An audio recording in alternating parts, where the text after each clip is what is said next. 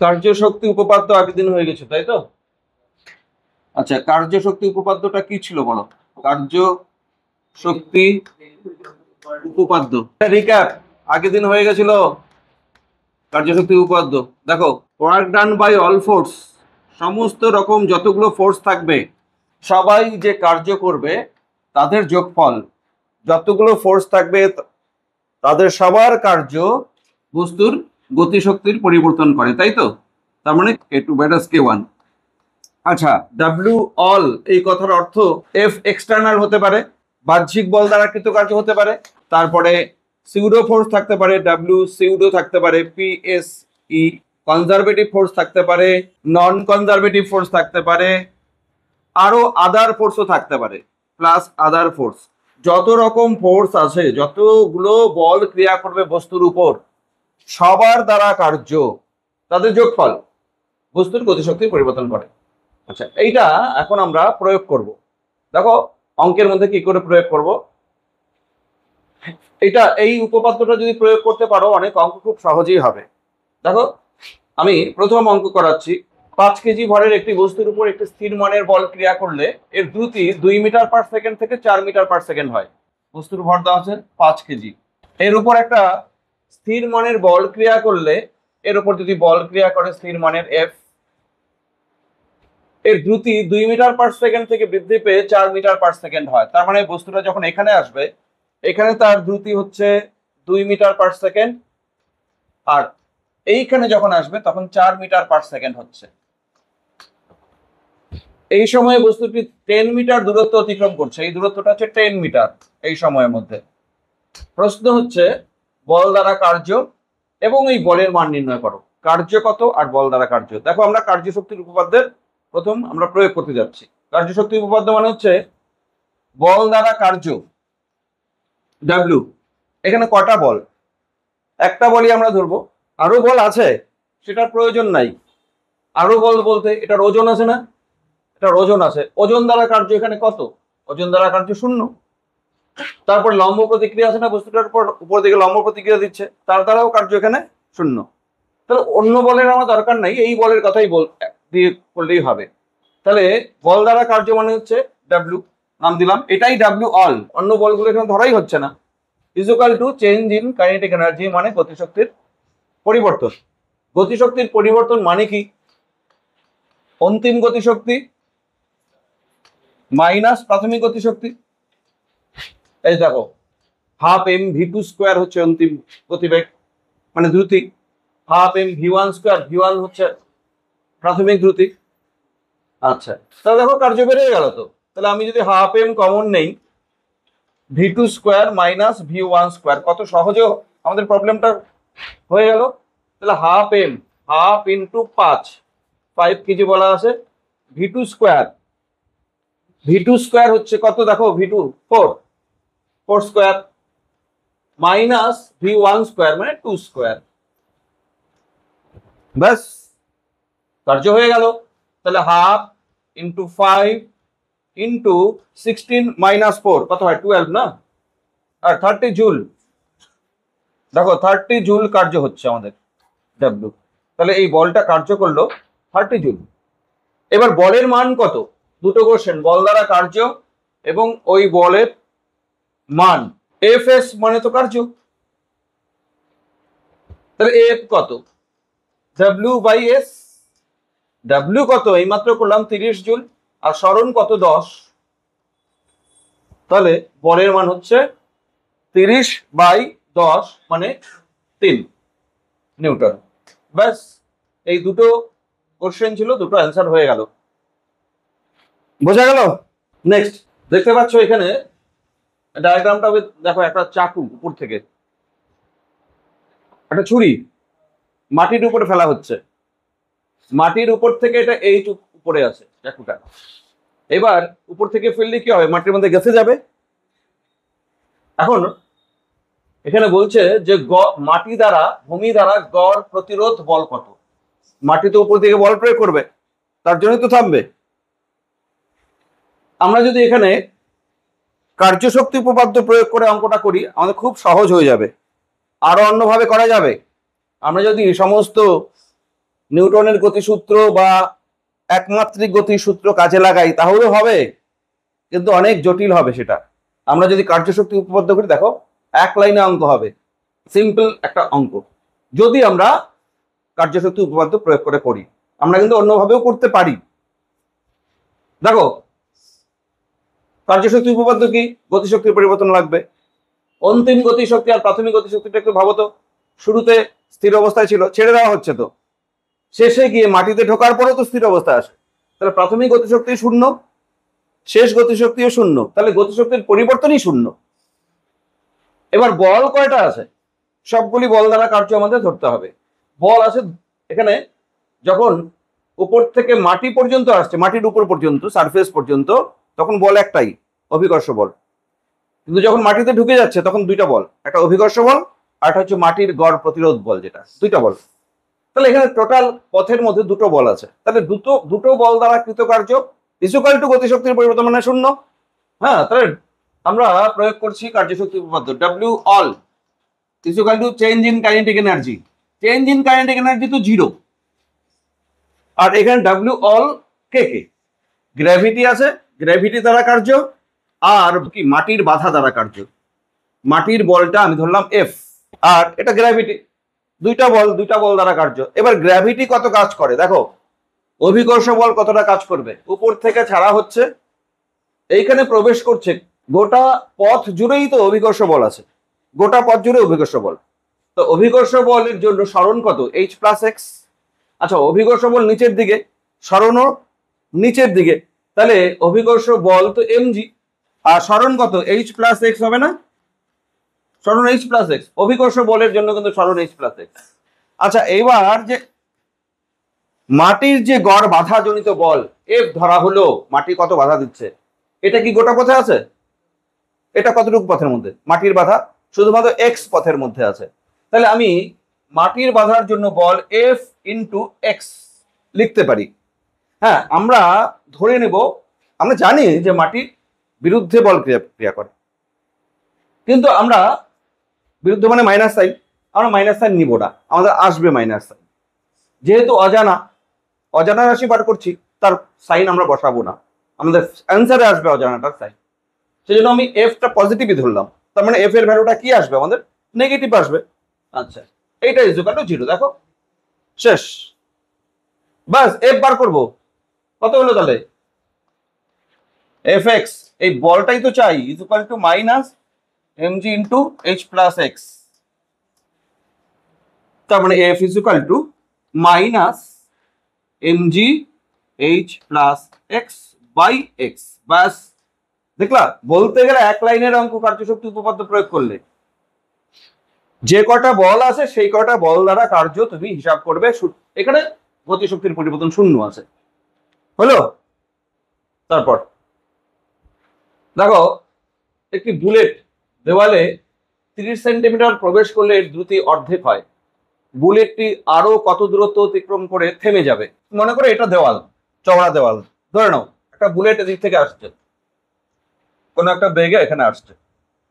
প্রশ্নে বলা আছে একটি বুলেট দেওয়ালে 30 সেন্টিমিটার প্রবেশ করার পর এর দ্রুতি অর্ধেক হয়। তার মানে এখানে যদি এর দ্রুতি হয় ইউ, এখানে 30 সেন্টিমিটার দেওয়ালের মধ্যে প্রবেশ করার পর এর তো বন্ধন হবে, তাহলে এই দূরত্বটা 30 সেন্টিমিটার, প্রবেশ করার পর এর দ্রুতি হয় কত?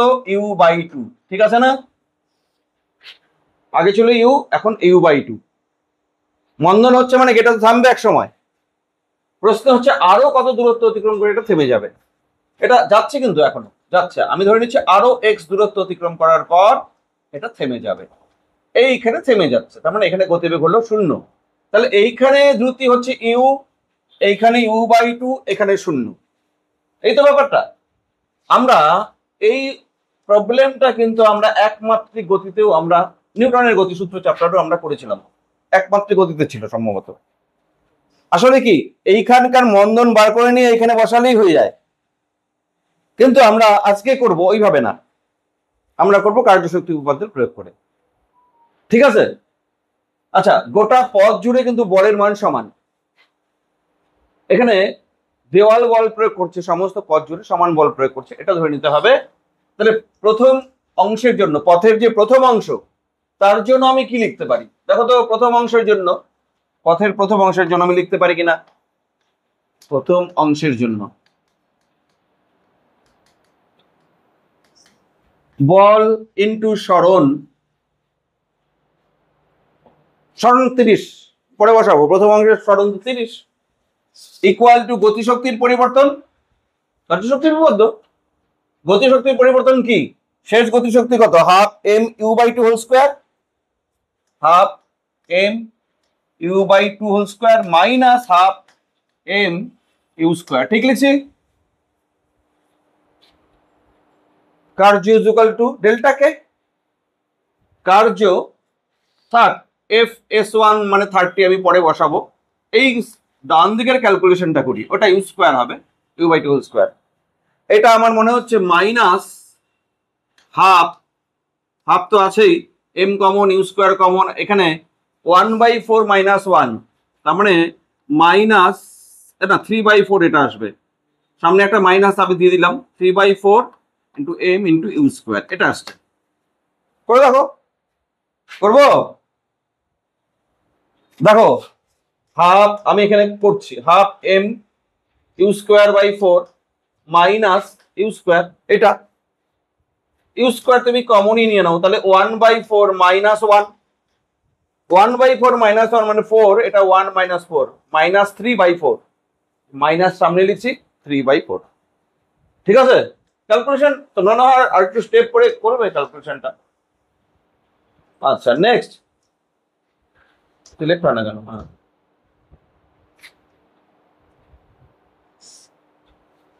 এবার দ্বিতীয় অংশে দেখো, দ্বিতীয় অংশে আমরা কি করব? একই রকম বল ইন্টু সরণ, দ্বিতীয় অংশের সরণ এক্স ধরা আছে, এফ ইন্টু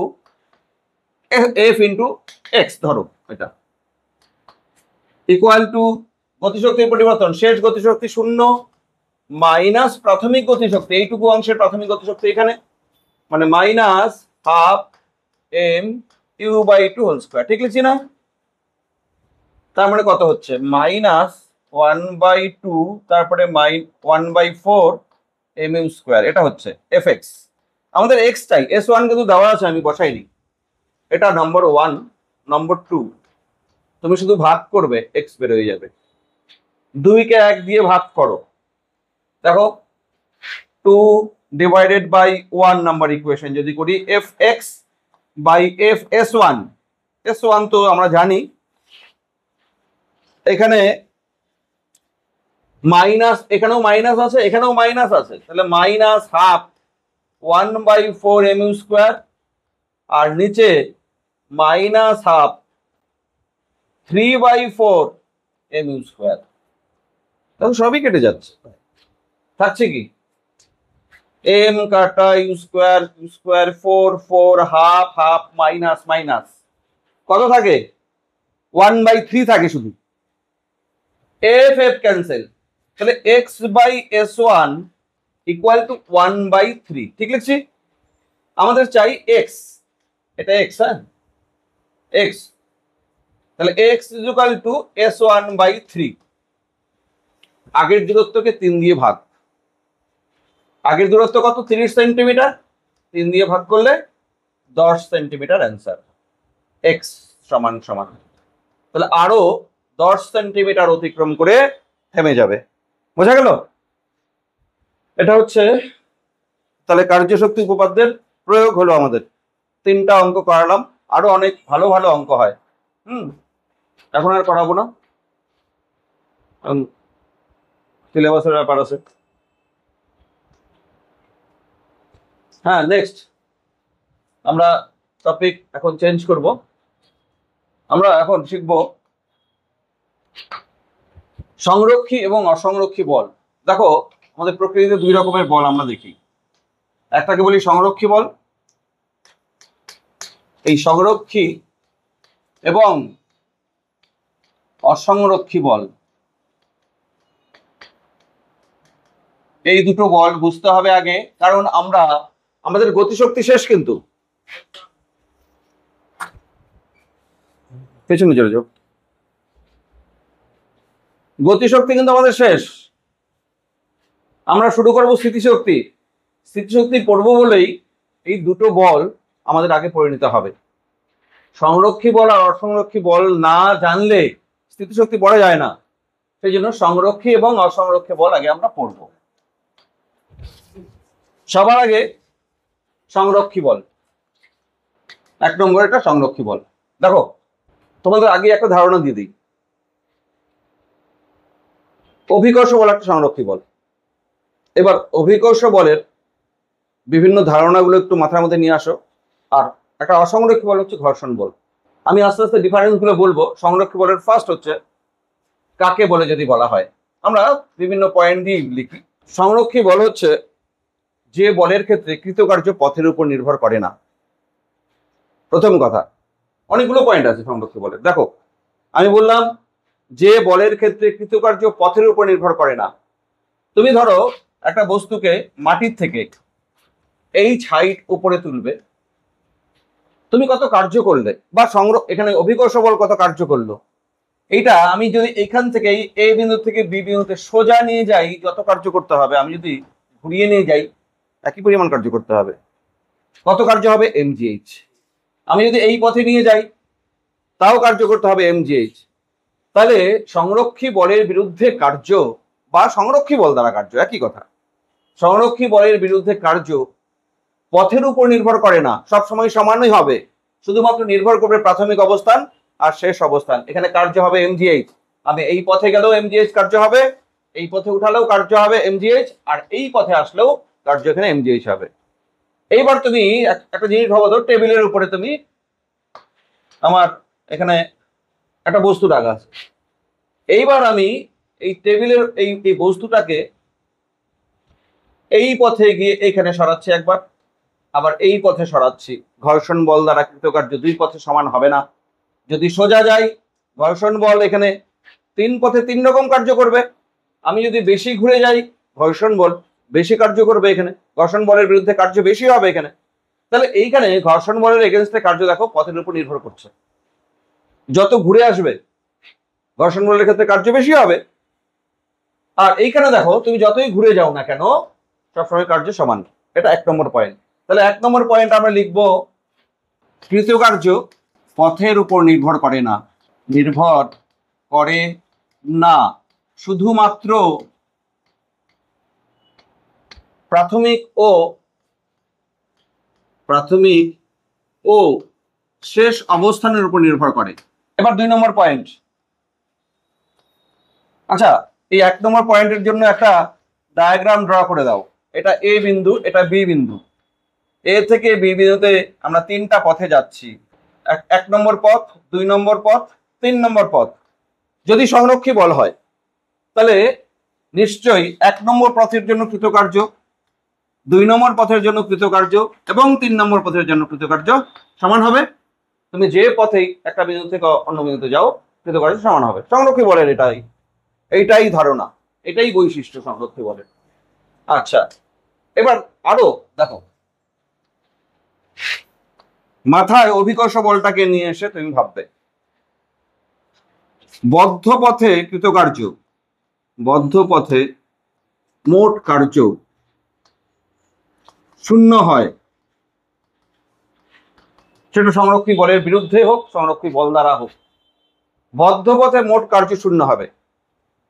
ভাবো এখানে আমি একটা ডায়াগ্রাম ড্র করি। তুমি এরকমই ভাবো না, অভিকর্ষের বিরুদ্ধে আমি একটা বস্তুকে এখান থেকে এই সাইডে তুললাম, অভিকর্ষ বল কত কার্য করলো? -mgh। এবার আমি আবার নিচে নিয়ে আসলাম, একই জায়গায় নিয়ে আসলাম, অভিকর্ষ বল কত কার্য করলো? +mgh। মোট কার্য কত হলো? 0। আমি যদি এই পথে যেতাম উপরে ওঠার সময় তাও -mgh হতো, আমি নামার সময় যদি এই পথে আসতাম তাও +mgh হতো। তাহলে দেখো এটাই আমরা বদ্ধ পথ বলি, গিয়ে আবার ফিরে আসা একই জায়গায়, সেটাই তো বদ্ধ পথ। বদ্ধ পথে মোট কৃতকার্য সবসময় 0 হবে যদি সংরক্ষী বল হয়। আচ্ছা, এইখানে দেখো তো, আমি এখানে এই জিনিসটা এখানে একটু বোঝাই। এই জায়গাটা এই ছবিতে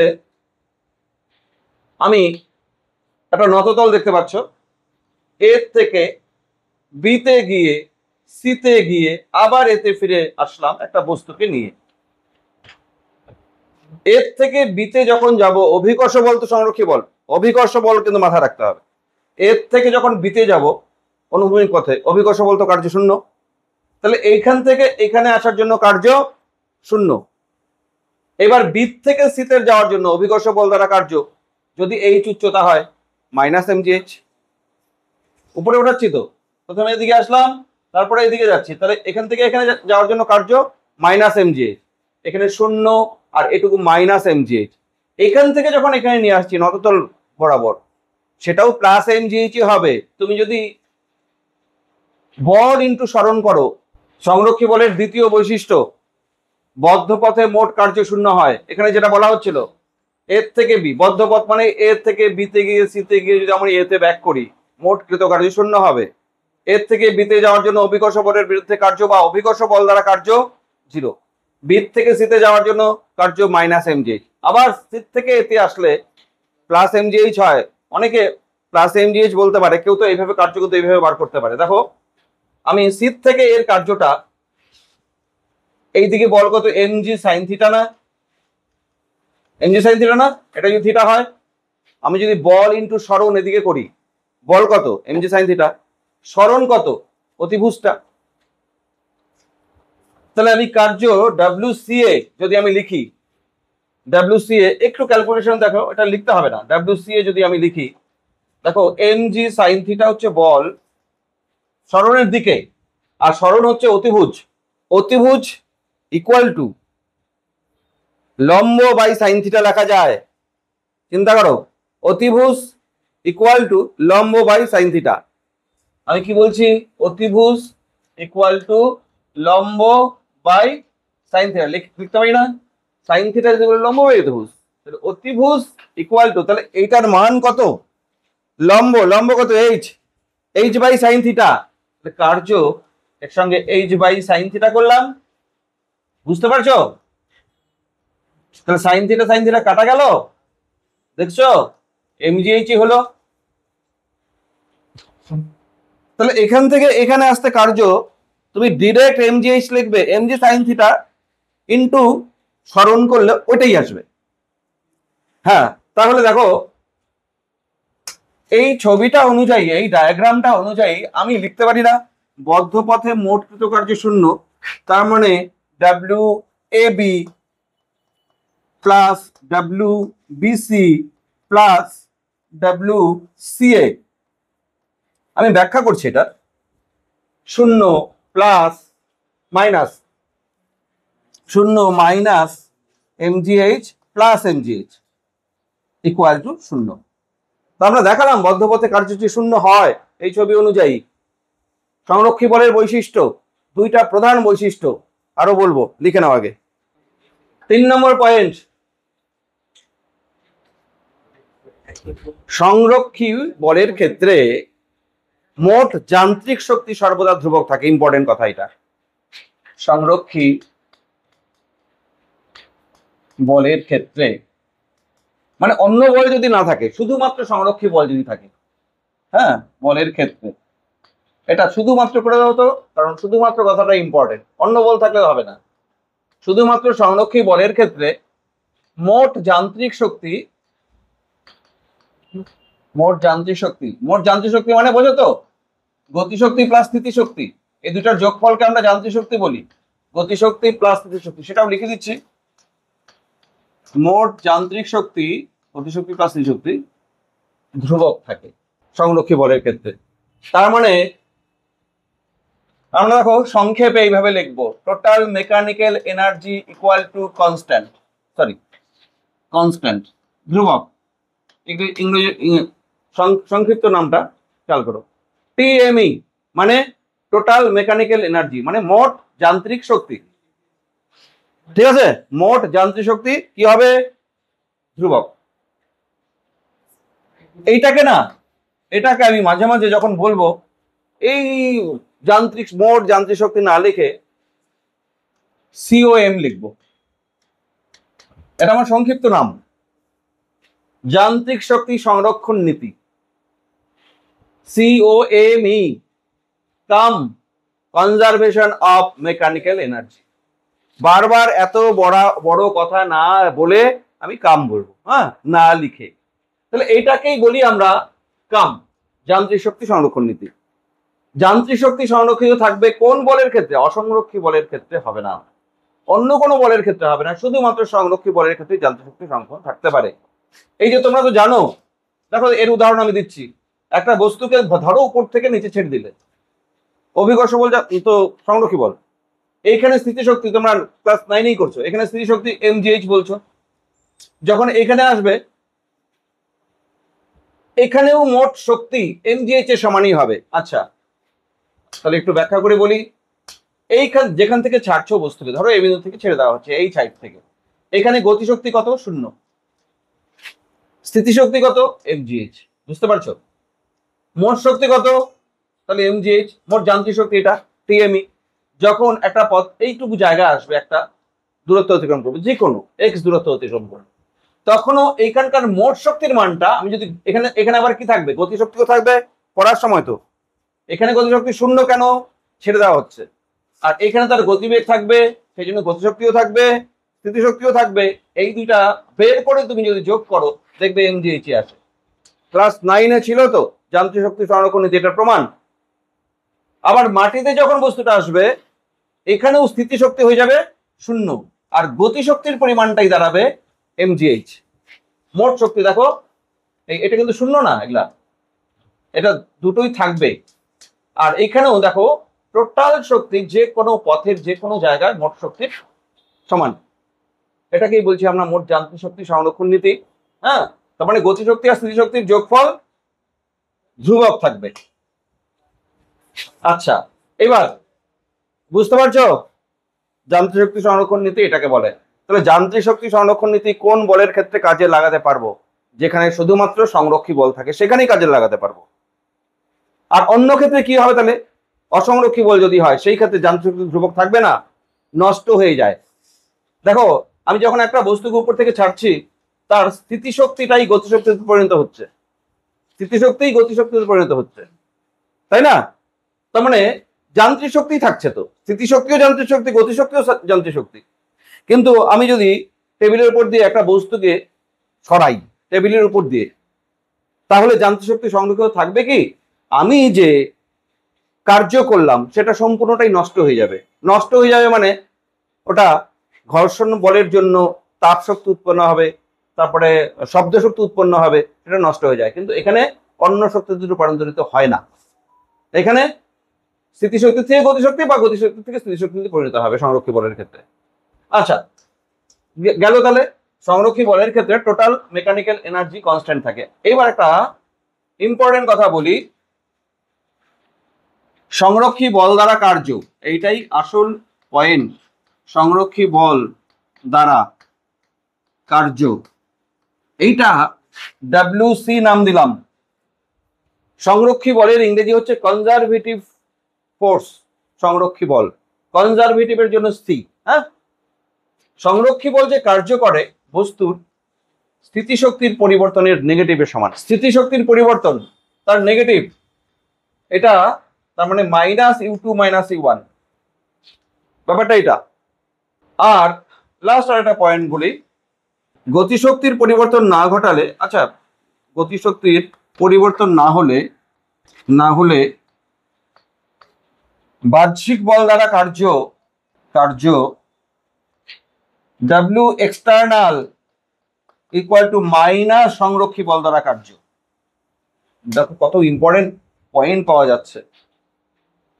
গতিশক্তির যদি আমি কোনো চেঞ্জ না করি, তাহলে বাহ্যিক বল দ্বারা কার্য এটা -WC হয়, মানে সংরক্ষী বল দ্বারা কার্যের ঋণাত্মক হয়। তো এটার উদাহরণ দেখো, সিম্পল উদাহরণ। আমি নিচ থেকে একটা বস্তুকে উপরে তুলছি, আমার বাহ্যিক বল, আমি যেটা বল প্রয়োগ করছি তার জন্য কার্য কি? পজিটিভ। আর অভিকর্ষ বল এখানে কি করলো? নেগেটিভ। তাহলে আমার কার্য আর অভিকর্ষ বলের কার্য পরস্পর বিপরীত। এটাই এক্সটার্নাল ফোর্স যে কার্য করে আর অভিকর্ষ বল যে কার্য করে, তাহলে পরস্পর বিপরীত। বুঝতে পারছো? তার মানে এখানে আরেকটা জিনিস আমি পাচ্ছি, যখন এক্সটার্নাল ফোর্স দিয়ে তুমি স্থিতিশক্তির পরিবর্তন বার করবে, দেখো এক্সটার্নাল ফোর্স -WC হয়, ভালো করে খেয়াল করো। 11 এর কিন্তু এই পার্টটাই একটু ঝামেলা হবে তোমাদের বুঝতে। ডাব্লিউ এক্সটার্নাল মানে -WC, -WC মানে ডেল্টা ইউ, ডেল্টা ইউ। এইবার কোন জায়গায় তোমার যদি স্থিতিশক্তির পরিবর্তন বার করতে হয় 11, 12 বা যে কোনো জায়গায়, এবং সেই ক্ষেত্রে যদি সংরক্ষী বল হয় আর যদি গতিশক্তির পরিবর্তন না হয়, তাহলে বাহ্যিক বল যে কার্য করে সেটাই স্থিতিশক্তির পরিবর্তন। বাহ্যিক বল যে কার্য করে সেটাই স্থিতিশক্তির পরিবর্তন। যাই হোক, সংরক্ষী বল আমরা এতগুলো পয়েন্ট আমরা শিখলাম। নেক্সট অসংরক্ষী বল। অসংরক্ষী বল তো তার উল্টা ধর্মগুলি হবে, বুঝতে পারছো? অসংরক্ষী বল এখন আচ্ছা, অসংরক্ষী বল হেডিং দাও। 1 নম্বর পয়েন্ট বলো তো কি লেখা হয়েছিল? কার্য পথের উপর নির্ভর করে না, তাহলে এটা পথের উপর নির্ভর করে আর কি নির্ভর করে, তার মানে ভিন্ন পথে কার্য ভিন্ন হবে। এই পথে কার্য যা হবে এই পথে কার্য আলাদা হবে, আরেকটা পথে কার্য আলাদা হবে, তাই না? তার মানে W1 এটা 1 নম্বর পথ, এটা 2 নম্বর পথ। যেমন তোমাদের একটু আগে বললাম ঘর্ষণের বিরুদ্ধে যখন কোনো বস্তুকে সরাও বিভিন্ন পথে কার্য বিভিন্ন হয়, তাহলে W1 not equal to W2, এখানে নট ইকুয়াল টু W3। পথের উপর নির্ভর করে মানে পথ আলাদা হলে কার্য আলাদা হবে। নাম্বার 2, বদ্ধ পথে কৃতকার্য শূন্য, ওখানে ছিল, এখানে শূন্য না। বদ্ধ পথে কৃতকার্য, বদ্ধ পথের W নট ইকুয়াল টু 0, বুঝতে পারছো? এখন সংক্ষিপ্ত আমাদের পয়েন্টগুলো বোঝা হয়ে গেছে। আমি টেবিলের উপর একটা, আমার পেনটা আছে, পেনটা টেবিলের উপর দিয়ে সরিয়ে সরিয়ে সরিয়ে সরিয়ে আবার একই পথে আসলাম, কার্য শূন্য হবে? গোটা পথে আমাকে কাজ করতে হয়েছে ঘর্ষণের বিরুদ্ধে, এবং সেই কার্যটার এখানে অন্য শক্তিতে রূপান্তরিত হয়ে গেছে, তাপ শক্তি বা শব্দ শক্তি। হ্যাঁ, এখানে শূন্য কার্য না, যত পথ গেছি সেই পথের মানে W=F.ds দিয়ে এখানে কার্য বার করতে হবে তোমাকে। হ্যাঁ, তাহলে এখানে শূন্য না, অসংরক্ষী বল হলে শূন্য হবে না। 3 নম্বর পয়েন্ট কি লেখা হচ্ছিল বলো তো? যান্ত্রিক শক্তি ধ্রুবক থাকবে না।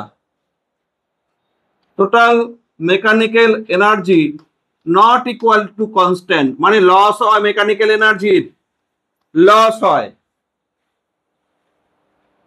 পুরা গতিশক্তি পুরা স্থিতিশক্তি রূপান্তরিত হয়ে যাচ্ছে ওখানে, বা স্থিতিশক্তি গতিশক্তি রূপান্তরিত হয়ে যাচ্ছে, আর এখানে লস হবে শক্তি। নাম্বার পরের নাম্বার কি দেখে বলো একটু? টোটাল মেকানিক্যাল এনার্জি কনস্ট্যান্ট থাকবে না, তারপরে কি? তাহলে এখানে তো ওই সূত্র ব্যবহারই আসবে না। তাহলে এখানে শক্তি অন্য শক্তিতে রূপান্তরিত হয়। আচ্ছা, ওখানে শক্তি ফিরে পাওয়া যায়, এখানে শক্তি ফিরে পাওয়া যায় না। আচ্ছা, ওখানে একটা পয়েন্ট লিখতে পারো, আরেকটা শক্তির পরিবর্তন হয় এটা। লাস্ট একটা পয়েন্ট লেখো তো, শক্তি ফিরে পাওয়া যায়, এই কথাটাও লেখে, শক্তি ফিরে পাওয়া যায় মানে যান্ত্রিক শক্তি ফিরে পাওয়া যায়। এটার কথার অর্থ হচ্ছে ওই যে স্থিতিশক্তি ওটাই গতিশক্তিতে পরিণত হচ্ছে, আর ঘর্ষণের বিরুদ্ধে কার্য করলে শক্তি ফিরে পাওয়া যায় না, অন্য শক্তিতে পরিণত হয়, শক্তি অন্য শক্তিতে পরিণত হয়, আর যান্ত্রিক শক্তি অন্য শক্তিতে পরিণত হয়ে যায়। যান্ত্রিক শক্তির কিছু অংশ বা পুরোটাই হতে পারে, বা পুরো অংশ অন্য শক্তিতে পরিণত হয়। ওই যে তাপ হয়, শব্দ হয়, অন্য শক্তিতে পরিণত হয়। ব্যাস, অসংরক্ষী বল আমাদের হলো। তাহলে সংরক্ষী বল মনে রাখো। এইবার আমরা পড়ব যেটা পড়ার জন্য এই দুটো বলের কথা বলা হলো, সেটা স্থিতিশক্তি। দেখো স্থিতিশক্তি পড়বো, এর পরের পয়েন্ট আমাদের স্থিতিশক্তি। দেখো স্থিতিশক্তি সংরক্ষী বল ক্ষেত্রে সংজ্ঞাটা এরকম, সংরক্ষী বল ছাড়া কিন্তু স্থিতিশক্তি হয় না। ঘর্ষণ বলের ক্ষেত্রে স্থিতিশক্তি জমা হয় বস্তুর মধ্যে। আমি একটা বস্তুকে একটা জায়গার থেকে আরেকটা জায়গায় সরালাম, ছেড়ে দিলে কি বস্তু আগের অবস্থায় ফিরে আসে? আসে না। সেই জন্য এখানে স্থিতিশক্তি আমরা বলবো স্টোর হয় না বস্তুর মধ্যে। কিন্তু অভিকর্ষের বিরুদ্ধে তুমি যদি একটা বস্তুকে নিচ থেকে উপরে তোলো, ছেড়ে দিলে কি হয়? আগের অবস্থায় চলে আসে। তার মানে এখানে স্থিতিশক্তি সঞ্চিত হচ্ছে। আচ্ছা, একটা স্প্রিংকে টেনে তুমি যদি বড় করো, একটা স্প্রিংকে টেনে আমি বড় করলাম, ছাড়লে কি আগের অবস্থা ফিরে যায়? যায়? তুমি না বলছো? হ্যাঁ, এটাকে ছেড়ে দিলে আগের অবস্থায় ফিরে যায়। তাহলে কি এখানে স্থিতিশক্তি সঞ্চিত হয়? আরে যায় বলেই তো হয়, স্থিতিশক্তি সঞ্চিত হয় এখানেও। সেই জন্য স্প্রিং বল হচ্ছে সংরক্ষী বল। হ্যাঁ, সংরক্ষী আর অসংরক্ষী বলের উদাহরণ দেওয়া হয়নি না? তাহলে তোমরা একটু লিখে নাও সংরক্ষী বলের কয়েকটি উদাহরণ, সংরক্ষী অসংরক্ষী বলের কয়েকটি উদাহরণ আলাদা পয়েন্ট করে লিখে দাও। সংরক্ষী অসংরক্ষী বলের কয়েকটি উদাহরণ দেওয়া হয়নি। হ্যাঁ, অন্য জায়গায় জায়গা নেই, একটা বক্স করে লিখে না, লিখে নে না সংরক্ষী বলের উদাহরণ, অসংরক্ষী বলের উদাহরণ যদি জায়গা থাকে। সংরক্ষী বল, মহাকর্ষ বল, স্প্রিং বল, স্থির তড়িৎ বল, আন্তরাণবিক আকর্ষণ বল, হচ্ছে সংরক্ষী বল। এবার অসংরক্ষী বল, আরো আছে অসংরক্ষী বল। অসংরক্ষী বল হচ্ছে ঘর্ষণ বল,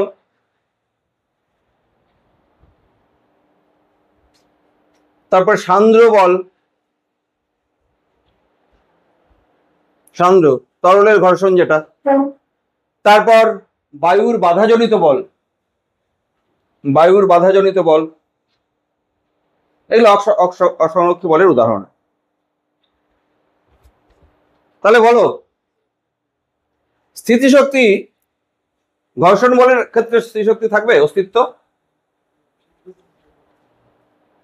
অভিকর্ষের ক্ষেত্রে থাকবে স্থিতিশক্তি? হ্যাঁ আছে।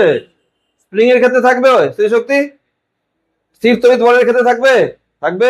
এগুলো সব সংরক্ষী বল। যেখানে সংরক্ষী বল সেখানে স্থিতিশক্তি থাকবে, আর যেখানে অসংরক্ষী বল সেখানে স্থিতিশক্তির কোনো ব্যাপারই নাই, কোনো কথাই নেই ওখানে স্থিতিশক্তি বলে। তাহলে স্থিতিশক্তির অস্তিত্বই আছে হচ্ছে সংরক্ষী বলের ক্ষেত্রে। সেই জন্য স্থিতিশক্তির সংজ্ঞাতে আমরা এইভাবে লিখছি, সংরক্ষী বলের ক্ষেত্রে বস্তুর অবস্থান বা আকারের ক্ষেত্রে আকারের পরিবর্তনের জন্য যে কার্য করার সামর্থ্য থাকে তাকে স্থিতিশক্তি বলে। এইবার স্থিতিশক্তি সম্পর্কে আমরা কয়েকটা পয়েন্ট লিখি। 1 নম্বর পয়েন্ট লেখো তোমরা, আমি বলি সংরক্ষী বলের ক্ষেত্রেই এর অস্তিত্ব আছে। লিখে দিচ্ছি, সংরক্ষী বলের ক্ষেত্রেই এর অস্তিত্ব। মানে কার অস্তিত্ব? স্থিতিশক্তির অস্তিত্ব। এর অস্তিত্ব আছে, অস্তিত্ব থাকে বা বলতে পারো। সংরক্ষী বলের ক্ষেত্রেই এর অস্তিত্ব থাকে স্থিতিশক্তির। 2 নম্বর পয়েন্ট, দেখো স্থিতিশক্তি হচ্ছে একটা আপেক্ষিক বিষয়। তোমার কাছে যা স্থিতিশক্তি একটা বস্তুর, অন্যের কাছে স্থিতিশক্তি মান আলাদা হতে পারে। ধরো একজন লোক মাটির উপর দাঁড়ানো, আরেকজন লোক ছাদের উপরে দাঁড়ানো, এইখানে একটা বস্তু আছে। তুমি বলবে স্থিতিশক্তি এইটুকু mgh, এই উচ্চতা দিয়ে, ও বলবে স্থিতিশক্তি তখন উচ্চতা দিয়ে। তাহলে স্থিতিশক্তি নির্দেশ স্থলের উপর নির্ভর করে, তার মানে স্থিতিশক্তি আপেক্ষিক রাশি। দেখো স্থিতিশক্তি একটি আপেক্ষিক রাশি। স্থিতিশক্তি একটি আপেক্ষিক রাশি।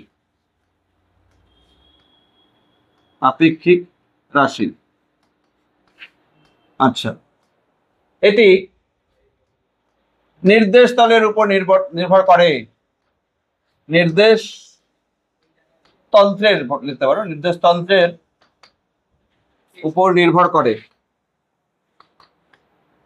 কোন নির্দেশ তন্ত্র থেকে দেখছো তার উপর, এটি নির্দেশ তন্ত্রের উপর নির্ভর করে। হলো 3 নম্বর। কোন বস্তু স্থিতিশক্তি নির্ণয় করতে গেলে কোনো একটা নির্দিষ্ট নির্দেশ তন্ত্রে শূন্য ধরে নিতে হয়। দেখো আমরা এইখানে স্থিতিশক্তি mgh, এমনি কি আর বলছি? এইখানে এইচ উচ্চতা একটা বস্তু আছে, অভিকর্ষ স্থিতিশক্তি আমরা ছোটবেলা থেকে বলে আসছি, এখানকার স্থিতিশক্তি হচ্ছে mgh। আসলে mgh এখানে স্থিতিশক্তি না। কেন স্থিতিশক্তি ওখানে mgh আমরা বলছি?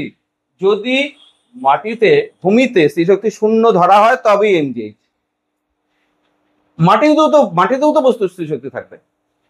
আমরা মহাকর্ষ চ্যাপ্টারে পড়বো, যখন মাটির পৃষ্ঠে থাকবে, ভূমি তলে থাকবে, তখন বস্তু স্থিতিশক্তি থাকে। হ্যাঁ, আমরা যদি এইখানে স্থিতিশক্তি 0 ধরে নেই তাহলে এখানে mgh। সেই জন্য স্থিতিশক্তি 0 কোনো একটা জায়গায় তোমাকে ধরে নিতে হবে। তাহলে স্থিতিশক্তি নির্ণয় করতে হলে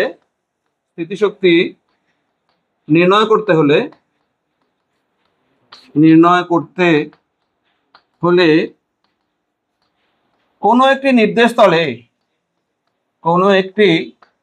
নির্দেশ তলে এর মান শূন্য ধরতে হবে, শূন্য ধরে নিতে হবে।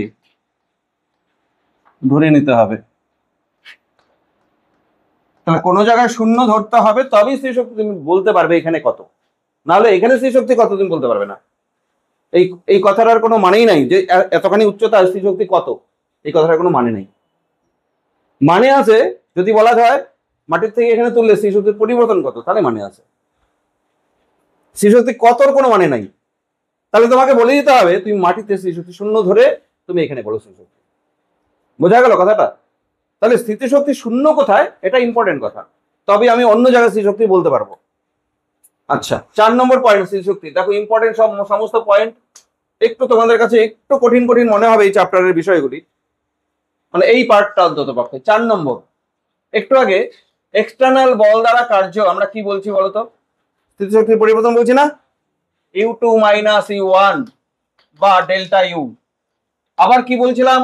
WC যদি হয় সেটা মাইনাস ডেল্টা ইউ বলছিলাম না? মনে রাখবে, এই সূত্রগুলো কিন্তু কাজে লাগবে। 5 নম্বর, কি আগের পেজ দিতে হবে? কারো 5 নম্বরে আমি দেখো একটা বিষয় বলবো। এটা কি কার্য না? কোন বল দ্বারা কার্য? এটা সংরক্ষী বল দ্বারা কার্য, equal to minus delta U. এটাকে না আমরা বিভিন্ন ভাবে লিখি। সংরক্ষী বল যদি তোমাকে বলে, বা এই কার্যটাকে আমরা এরকম ভাবেও লিখতে পারি। সংরক্ষী বল দ্বারা কার্য মানে হচ্ছে FC বা F ইন্টু dx লেখা যায়। এটা সংরক্ষী বল দ্বারা কার্য, FC into dx, integration FC dx মানে সংরক্ষী বল দ্বারা কার্য। আর এটাই সংরক্ষী বল দ্বারা কার্য ইজ ইকুয়াল টু কি? মাইনাস স্থিতিশক্তির পরিবর্তন ডেল্টা ইউ। তার মানে আমি লিখতে পারি, দেখো এখানে কতগুলো ক্যালকুলেশন তুমি মনে রাখো। Delta U is equal to F into dx। এখানে F বলতে কিন্তু সংরক্ষী বল দ্বারা কার্য। এইটা খুব কাজে লাগবে আমাদের, এটা খুব কাজে লাগবে। স্থিতিশক্তির পরিবর্তন বার করতে গেলে মাইনাস ইন্টিগ্রেশন F dx করতে হবে। আবার তোমাকে যদি বল বের করতে বলে, বলকে বের করতে বললে F ইজ ইকুয়াল টু, যদি সংরক্ষী বল চায় তাহলে delta U by delta X করতে হবে। দেখো delta U by delta X করতে হবে, বা F equal to minus DU by DX করতে হবে। দেখো এগুলো কিন্তু F বলতে এখানে কিন্তু FC সংরক্ষী বলের কথা বলা হচ্ছে, সব ওখান থেকে আসতেছে। কিন্তু ওই যে কার্য, এই যে সংরক্ষী বল দ্বারা কার্য বলতে তো বল ইন্টু সরলতার ইন্টিগ্রেশন, আর সংরক্ষী বল দ্বারা কার্য is equal to minus delta, তাহলে এটা মাইনাস ডেল্টাও লিখতে পারি। তাহলে minus delta is equal to minus সংরক্ষী বল দ্বারা কার্য, এটাই তো WC। আবার ইন্টিগ্রেশনের উল্টো হয় ডেরিভেটিভ। আমি যদি delta U is equal to F dx লিখি, তাহলে F is equal to delta U by dx, এটা বাই এটা আসবে। এইটাকে আমরা অনেক সময় এভাবে লিখি du বাই dx, বল is equal to du by dx। শোনো এবার কিন্তু খেয়াল করবে, নতুন জিনিস আসবে। হ্যাঁ, এইটাকে বলি আমরা একমাত্রিক ক্ষেত্রে। একমাত্রিক ক্ষেত্রে কি? একমাত্রিক ক্ষেত্রে স্থিতিশক্তি দেওয়া থাকলে তুমি বল কত বার করতে পারছো না? তাহলে স্থিতিশক্তি দেওয়া থাকলে বল কিভাবে বার করবে? ডেরিভেটিভ। স্থিতিশক্তি দেওয়া আছে, ডি ডিএক্স করলে তো বল পাওয়া যাবে। আবার বল দেওয়া থাকলে তুমি স্থিতিশক্তি কি করে পাবে? ইন্টিগ্রেশন। বল দেওয়া থাকলে স্থিতিশক্তি কি করে পারবে? ইন্টিগ্রেশন। আর স্থিতিশক্তি দেওয়া থাকলে বল বার করতে গেলে ডেরিভেটিভ করতে হবে। আচ্ছা, এই একমাত্রিক ক্ষেত্রে যখন বল চাইবে তখন ডিউ বাই ডিএক্স করবো। এবার ত্রিমাত্রিক ক্ষেত্রে দেখো, এবার এই বিষয়টা ত্রিমাত্রিক ক্ষেত্রে যদি বলি, ত্রিমাত্রিক ক্ষেত্রে F equal to minus del U আসে। দেখো, নতুন জিনিস আসবে বলছিলাম, F equal to minus du by dx একমাত্রিক ক্ষেত্রে। আমি ডিফারেন্স আমি পরে বোঝাচ্ছি। আর ত্রিমাত্রিক ক্ষেত্রে যখন বলবে তখন F is equal to minus এইরকম একটা সাইন, উল্টা একটা ত্রিভুজ, ডেল ইউ। এটা ভেক্টর রাশি, বলো ভেক্টর রাশি। মানে এটা কিন্তু ইউ স্থিতিশক্তির থেকে বল বের করার সূত্র। স্থিতিশক্তি দেওয়া থাকলে বল বের করার সূত্র। তুমি বলবে যে এইটার থেকে আবার কি করে বার করব? এখানে ইউ দেওয়া থাকলে না হয় বার করা যাবে, ডেরিভেটিভ করলেই হবে, তাই না? এইখানে তাহলে আবার কি, এটা এরকম কেন? কি করতে হবে? এইটার মানে হচ্ছে, এই মাইনাস ডেল এর মানে হচ্ছে, দেখো, I cap del del X plus J cap del del Y plus K cap del del Z into U. দেখছো, এটার মানে তিনটা মাত্রায় ডেরিভেটিভ করতে হবে। এক্স এর সাপেক্ষেও ডেরিভেটিভ, ওয়াই এর সাপেক্ষেও ডেরিভেটিভ, জেড এর সাপেক্ষেও ডেরিভেটিভ। কিন্তু এই ডেরিভেটিভটা একটু অন্য পড়া, কিন্তু খেয়াল করো, এই ডেরিভেটিভটা সাধারণ ডেরিভেটিভ না, এটাকে বলি আমরা আংশিক অবকলন, পার্শিয়াল ডেরিভেটিভ। সেই জন্য ডেরিভেটিভ চিহ্ন দেখো ডি নাই, বাঁকানো ডি আছে। বুঝতে পারছো? তার মানে ত্রিমাত্রিক ক্ষেত্রে minus I cap del U by del X minus J cap del U by del Y minus K cap del U by del Z. এই সূত্রের থেকে ত্রিমাত্রিক ক্ষেত্রে তোমাকে বল বের করতে হবে। এই ক্ষেত্রে বল বের করতে হবে এখান থেকে। দেখো, তাহলে আই ক্যাপ ঘটনা দেখো, স্থিতিশক্তির থেকে বল বের করার সূত্র আমি বলছি। আগেও একটা বললাম একমাত্রিক ক্ষেত্রে, এখন বললাম এটা ত্রিমাত্রিক ক্ষেত্রে। আর এই জিনিসটাকে বলা হয় partial derivative. Du del U del X মানে এক্স এর সাপেক্ষে partial derivative, del U del Y মানে ওয়াই এর সাপেক্ষে partial derivative, del U del Z Z এর সাপেক্ষে পার্শিয়াল ডেরিভেটিভ মানে আংশিক অবকলন। এবার আংশিক অবকলনটা কি? অবকলনই একটু স্পেশাল একটা ফিচার আছে অবকলনটা, সেটা কি সেটা আমি পরে বলছি। আচ্ছা, ধরো এবার অঙ্ক দেখো, অঙ্কের ব্যাপারটা কি, এটা কেন করালাম, এই সূত্র কেন ইম্পর্টেন্ট। ধরো তোমার স্থিতিশক্তি দেওয়া আছে U equal to 4x cube plus, ধরো 4x স্কয়ার প্লাস 2। স্থিতিশক্তি দেওয়া আছে, কি চাইবে? বল চাইবে। ওই স্থিতিশক্তি দেওয়া আছে, বল চাইবে। এই স্থিতিশক্তির থেকে বল কি করে বার করব? মাইনাস ডিউ ডিএক্স, ডেরিভেটিভ করব। এটা একমাত্রিক না দ্বিমাত্রিক না ত্রিমাত্রিক? একমাত্রিক, শুধু এক্স আছে। তাহলে এটাকে ডেরিভেটিভ করলেই বল হয়ে যাবে। হ্যাঁ, মাইনাস করতে হবে, মাইনাস ডিউ ডিএক্স। আবার দেখো, স্থিতিশক্তি যদি এরকম আকারে দেওয়া থাকে, X square Y plus 2z Y plus Y square etcetera, এটা ত্রিমাত্রিক হলো। এইবার এখান থেকে বল বের করতে গেলে এইটা দিয়ে আর হচ্ছে না, ওই রকমই ব্যাপারটা। এইটা তোমাকে বার করতে হবে ডেল ইউ ডেল এক্স আগে, তারপর del U del Y, del U del Z, এগুলো আলাদা করে বার করে নিতে হবে। বার করে নিয়ে তারপরে এফ এর ফর্মুলার মধ্যে I cap minus I cap ওটার মান minus J cap del U del এর মান, এগুলো বসাতে হবে। তাহলে তোমার স্থিতিশক্তি বল বের হবে। তাহলে একমাত্রিক ক্ষেত্রে আর ত্রিমাত্রিক ক্ষেত্রে স্থিতিশক্তি বার করার নিয়মটা আমি বললাম, এবার পার্শিয়াল ডেরিভেটিভ আমি অঙ্ক করতে গিয়েই বলবো, খুব কঠিন না। ডেরিভেটিভ জানা থাকলে পার্শিয়াল ডেরিভেটিভও পারবে। সবার আগে স্থিতিশক্তির একটা অঙ্ক দেখো, এটা এটা কিছু না, এটা এক্স স্কোয়ার। দেখো ইম্পর্টেন্ট, একটি বস্তু স্থিতিশক্তি u is equal to x square minus 5x, u দেওয়া আছে, নিশ্চয়ই বল চাবে। বল দেওয়া থাকলে ইউ চাইতো, বল দেওয়া থাকলে ইউ কি করে বার করতাম, ইন্টিগ্রেশন করে। তা সাধারণত এটাই বেশি ইম্পর্টেন্ট। স্থিতিশক্তি দেওয়া আছে, এক্স ইকুয়াল টু 2 মিটার বিন্দুতে বল নির্ণয় করো। তাহলে বল কত? এটা একমাত্রিক না কয় মাত্রিক? এটা একমাত্রিক, তাহলে তো আমাদের অত চিন্তা করার দরকার নাই, minus D U by dx করবো, তাই না? যদি ওয়াই দিয়ে থাকতো একমাত্রিক, ডিউ বাই ডিওয়াই লিখতাম, জেড দিয়ে থাকলে ডিউ বাই ডিজেড লিখতাম। হ্যাঁ, তাহলে লেখো এখন মাইনাস, এখানে ভেক্টর সাইনেরও দরকার নেই তোমার, D D X of U, U মানে X square minus 5x। Derivative করতে সবাই পারবে, এটা নর্মাল ডেরিভেটিভ, এটা পার্শিয়াল না। তাহলে মাইনাস সামনে এক্স স্কোয়ারের ডেরিভেটিভ 2x, তাই তো?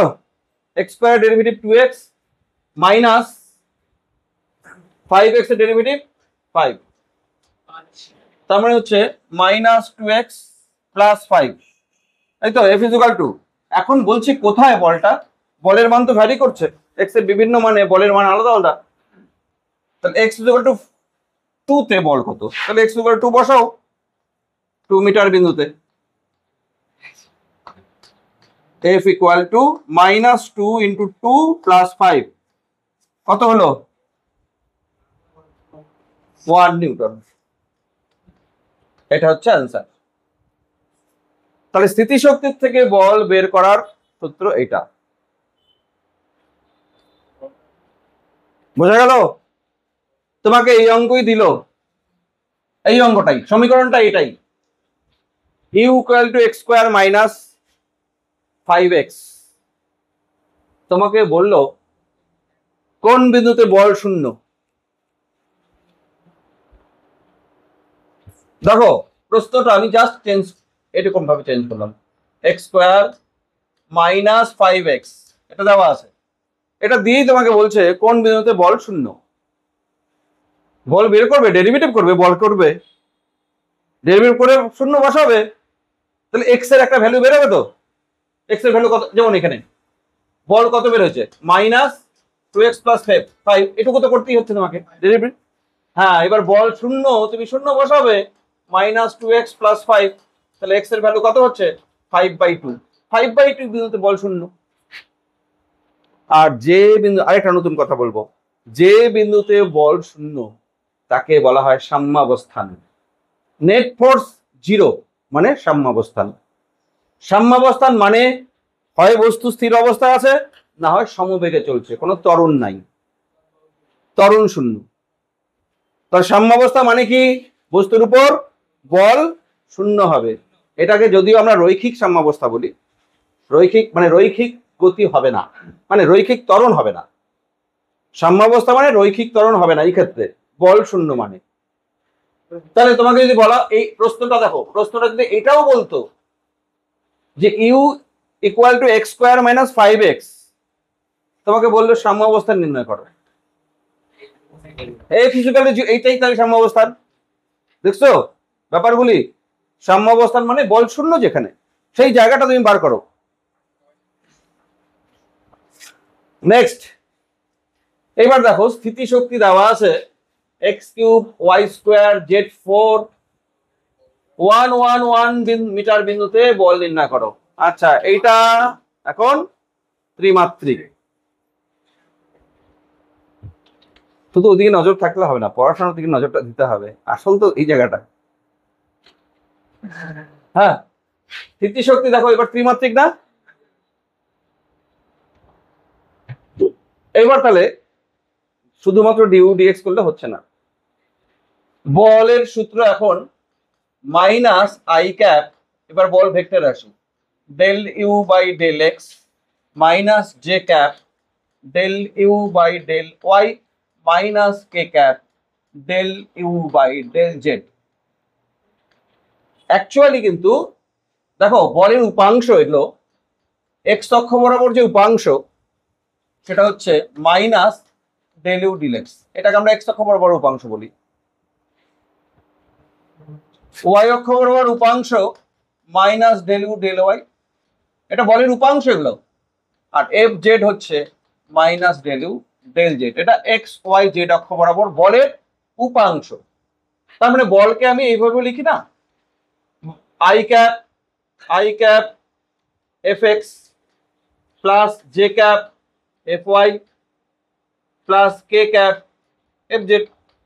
বলতো যে কোনো ভেক্টর রাশিকে আমরা এই আকারে লিখি, আর এফ এক্স মানে উপাংশ, আর সেই উপাংশের মানে তো এখানে আমি তুলনা যদি করি, আই ক্যাপ বাদ দাও, আই ক্যাপ বাদ দিলে বাকিটা minus del U del X, এটা উপাংশ, এক্স অক্ষ বরাবর এটা উপাংশ। যাও এখন তুমি প্রথমে del U del X del U del Y del U del Z এটা বার করতে হবে। দেখো এবার পদ্ধতি এটাকে বের করবো। Del U del X first বার করবো আমরা, ইউ এর ভ্যালুটা বসাবো X square X cube Y square Z four. এইবার পার্শিয়াল ডেরিভেটিভ, কিচ্ছু না, পার্শিয়াল ডেরিভেটিভ মানে যার সাপেক্ষে ডেরিভেটিভ হচ্ছে সেটাকে বাদ দিয়ে বাকি যা আছে সব ধ্রুবক। মানে বুঝছো, এখানে কার সাপেক্ষে ডেরিভেটিভ হচ্ছে, তাহলে এর মধ্যে এক্স বাদ দিয়ে যা আছে সব ধ্রুবক। নর্মাল ধ্রুবক যেরকম আচরণ করে সেরকমই আচরণ হবে। ধ্রুবকের শুধু ধ্রুবকের ডেরিভেটিভ জিরো, আর যদি ভ্যারিয়েবলের সঙ্গে গুণ থাকে সেটা আবার বাইরে আসে, তাহলে এই ক্ষেত্রে বাইরে আসবে, তার মানে ওয়াই স্কোয়ার জেড ফোর বাইরে আসলো, আর ডি ডি না del del X of X cube, এটুকুই আলাদা। হ্যাঁ এখন এটা নর্মাল ডেরিভেটিভ, ডেরিভেটিভ করলে কত হবে, এখন এই যে এক্স এর সাপেক্ষে ডেরিভেটিভ থ্রি এক্স স্কোয়ার, তাহলে থ্রি এক্স স্কোয়ার, তারপরে ওখানে ওয়াই স্কোয়ার জেড ফোর, তাই না, ডেল ইউ ডেল এক্স। এখন তোমরাই আমাকে বলো ডেল ইউ ডেল ওয়াই কত, ইউটা বড় হাতে দেবে, বলো এবার দেখি কি বাইরে আনবো, এক্স কিউব জেড ফোর আর Y square derivative two Y, তাই না, টু ওয়াই এখানে লিখে দিলাম, হয়ে গেল। ডেল ইউ ডেল জেড, বলো জেড বাদ দিয়ে বাকিগুলো বাইরে নিয়ে আসো, এক্স কিউব ওয়াই স্কোয়ার আর ফোর জেড কিউব। যে এটা হয়ে গেল বল হয়ে যাবে। দেখো বল, এবার বল F vector minus I cap, কি জানি কোনটা, এটা three X square Y square Z four, ঠিক আছে, আবার মাইনাস জে ক্যাপ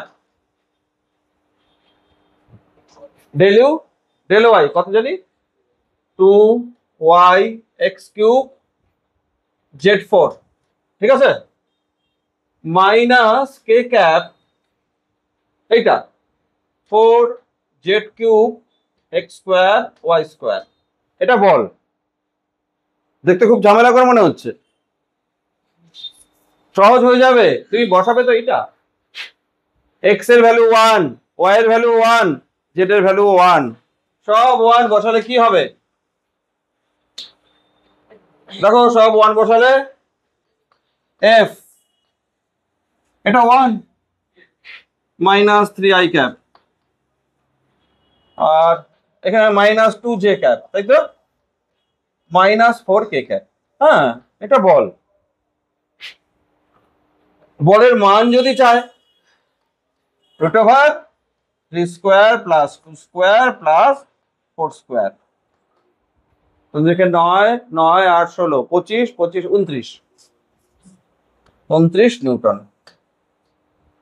তাহলে দেখো বল বের করা শিখলাম কোথা থেকে, স্থিতিশক্তির থেকে। স্থিতিশক্তিকে মাইনাস ডিউ বাই ডিএক্স করলেই বল বের হয়। আমরা নতিমাত্রা বলি, ঋণাত্মক নতিমাত্রা। স্থিতিশক্তির ঋণাত্মক নতিমাত্রা হচ্ছে বল। এই যে এটাকে নতিমাত্রা বলে,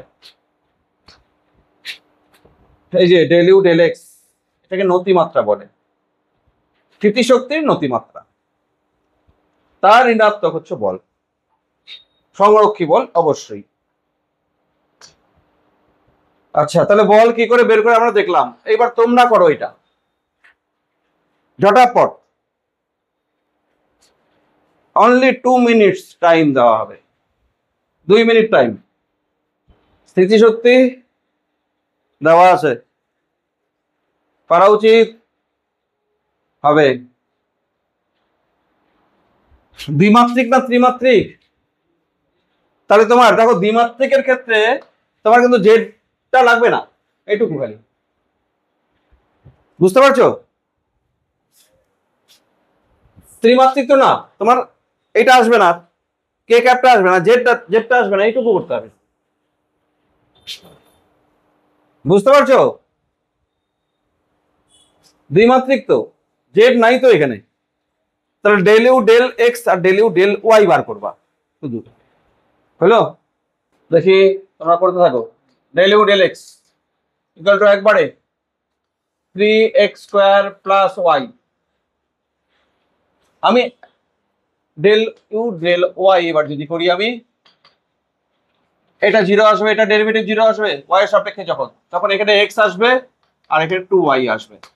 তাহলে বল আসবে minus I cap del U del X minus J cap del U del Y. তো minus I cap del U del X মানে হচ্ছে 3x square plus Y minus J cap del U del Y মানে হচ্ছে x plus 2y। এবার আমরা তো হয়ে গেল minus I cap 3x square, x এর ভ্যালু বসাবো 1 আর ওয়াই এর ভ্যালু 2, তাহলে 3 ইন্টু এখানে 1 square plus 2 minus J cap x এর ভ্যালু 1 আর ওয়াই এর ভ্যালু 2, তাই তো? তার মানে 3 into 5 minus 5 I cap minus এটাও 5 জে ক্যাপ। দেখো বল আসলো আমার 5 I cap minus 5 I cap minus 5 J cap. তাহলে বলের মান কত যদি বলা হয়, রুট ওভার দুটো সমান আছে, 5 স্কোয়ার প্লাস 5 স্কোয়ার মানে 5√2 নিউটন।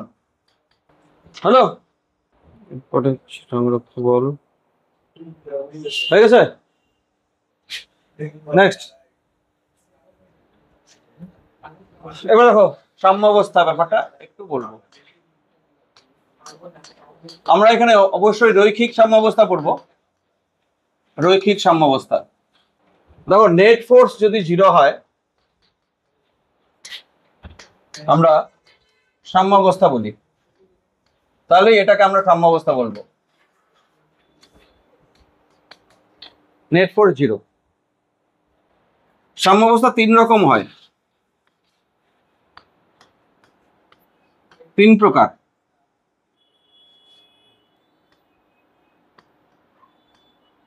একটাকে আমরা বলি সুস্থির সাম্য, 2 নম্বর অস্থির সাম্য, হ্যাঁ 3 নম্বর হচ্ছে নিরপেক্ষ সাম্য। এই সাম্য 3 প্রকার। 3 সাম্যতেই কিন্তু এফ নেটের ভ্যালু কিন্তু 0ই হবে, মানে বল শূন্যই হবে 3 সাম্যর ক্ষেত্রেই। এবার তফাৎটা কি দেখো, বোঝো সুস্থির, অস্থির আর নিরপেক্ষ সাম্য বলতে কি বুঝি আমরা। এটা এখানে গেল কেন? একটা বস্তু মনে করো এরকম একটা তলের মধ্যে নিচে আছে, ওই বস্তুটাই এই তলটাকে উল্টে দিয়ে এইখানে আছে, আর ওই বস্তুটাই একটি সমতলের উপরে আছে। একটা মার্বেলই ধরো।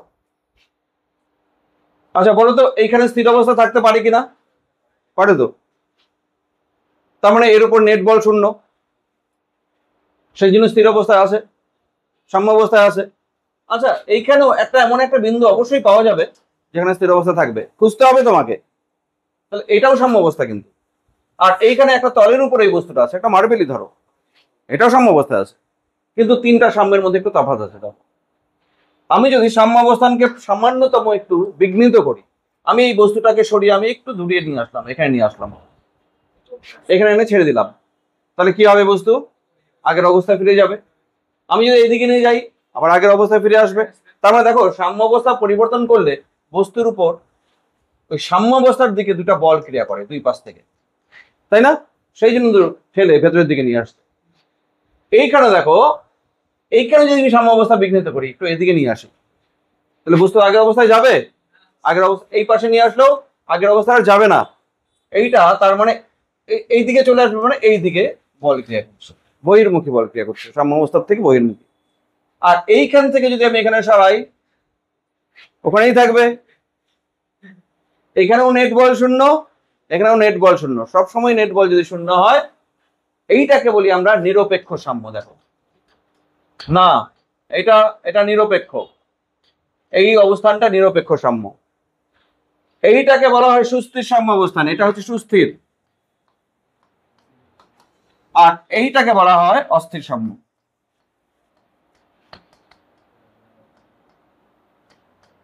তাহলে নিরপেক্ষ সাম্য, সুস্থির সাম্য আর অস্থির সাম্য, এই তিন রকম সাম্য হয়। সুস্থির সাম্য বিঘ্নিত করলে বস্তু আগের অবস্থাতেই আসবে, অস্থির সাম্য বিঘ্নিত করলে বস্তু আগের অবস্থায় আসবে না, নিরপেক্ষ সাম্য বিঘ্নিত করলে বস্তু যেখানে নিয়ে যাবে তুমি সেখানেই থাকবে। এই তিনটা তফাৎ। এবার একটা অ্যানিমেশন দেখাই সাম্য অবস্থার, জানি না আবার ইউটিউব আবার হয়ে যাবে নাকি।